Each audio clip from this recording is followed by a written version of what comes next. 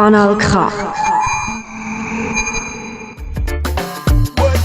C'est le dernier appel. C'est le dernier combat. Papa Tigouba, bonjour. Oui, bonjour Monsieur Amos. On vous retrouve en tant que grand panafricain dans cette manifestation des Ivoiriens qui disent non au troisième mandat de Alassane Ouattara. Alors d'abord, quelle est votre réaction par rapport à Ouattara qui, en mars dernier, avait renoncé de briguer un troisième mandat, mais plus tard, à la mort de Gon Coulibaly, selon lui, le pousse à se représenter?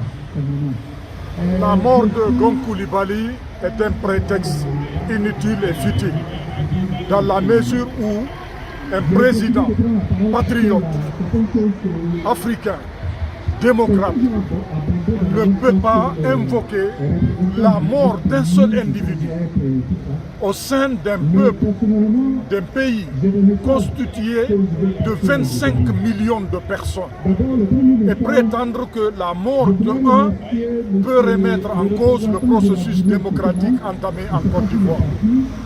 Je suis plus que déçu. Pourquoi? Parce qu'avant le 22 août, la date de l'investiture de Alassane Dramane Ouattara par son parti, le RAS et PD, qui souhaite que ce soit lui et lui seul en Côte d'Ivoire, qui soit en mesure de continuer à gouverner la Côte d'Ivoire toute la vie, je trouve que c'est une erreur historique et d'une importance exceptionnelle.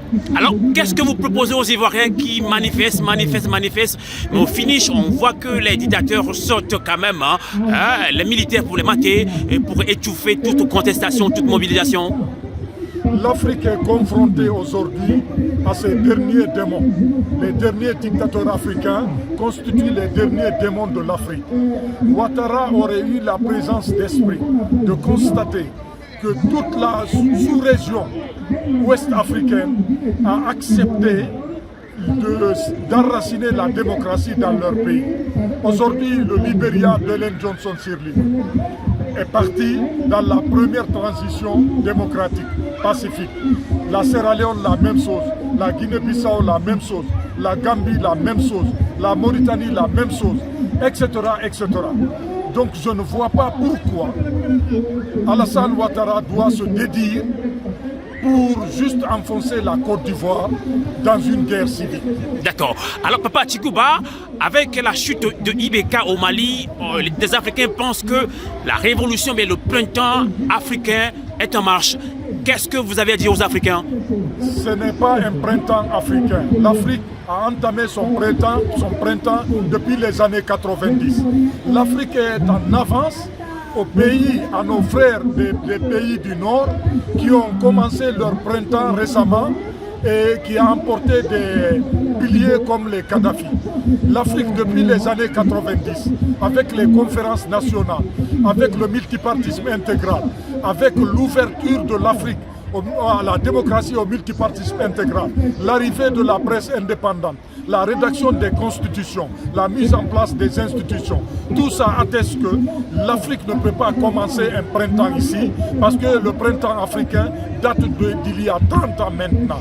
L'Afrique a sa démocratie. Nous avons tous les éléments constitutifs de la démocratie en Afrique. Le problème africain aujourd'hui, c'est comment consolider sa démocratie.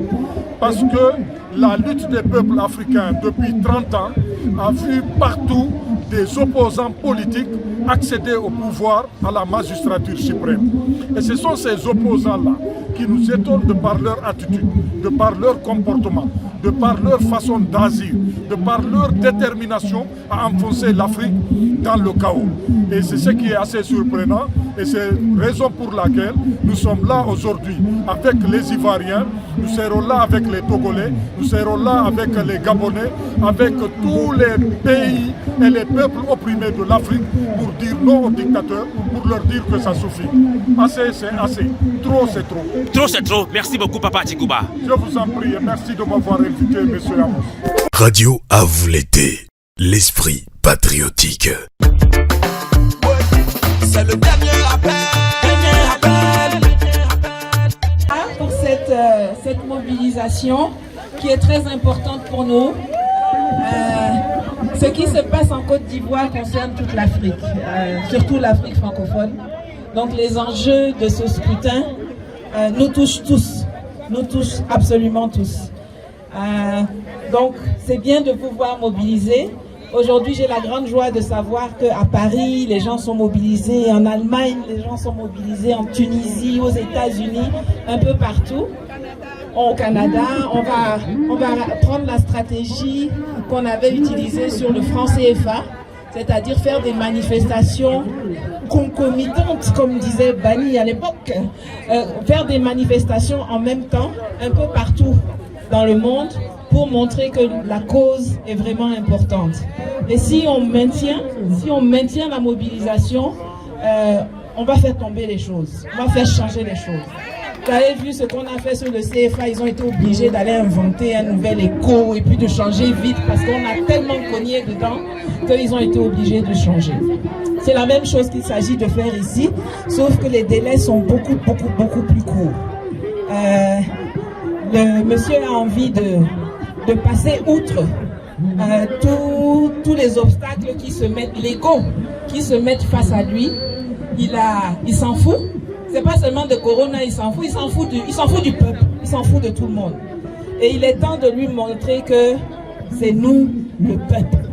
C'est nous le peuple. C'est nous le peuple. C'est nous le peuple. C'est nous le peuple. C'est nous le peuple. C'est nous le peuple. Et le peuple est souverain. Il n'y en a pas deux. C'est le peuple qui est souverain.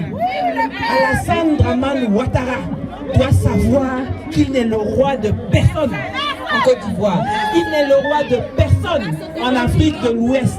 Il n'est le roi de personne en Afrique. Personne. Et il faut que nous, par nos mobilisations, nous donnions espoir à nos frères et courage à nos frères là-bas. Le professeur Koulibaly l'a dit dans une de ses vidéos, le courage appelle le courage. C'est vrai que nous pouvons nous réunir ici sans qu'on nous gaze. Quand je suis arrivée, j'ai dit, il n'y a pas lacrymogène, donc je vais rentrer de là où je viens, parce que moi, je suis habituée à lacrymogène. mais il n'y a pas lacrymogène.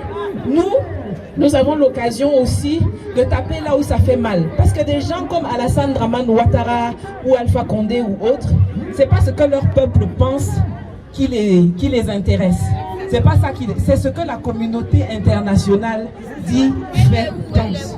Donc c'est pour ça que c'est extrêmement important ce que vous faites, ce que nous faisons un peu partout. Et il ne faut pas qu'on lâche prise.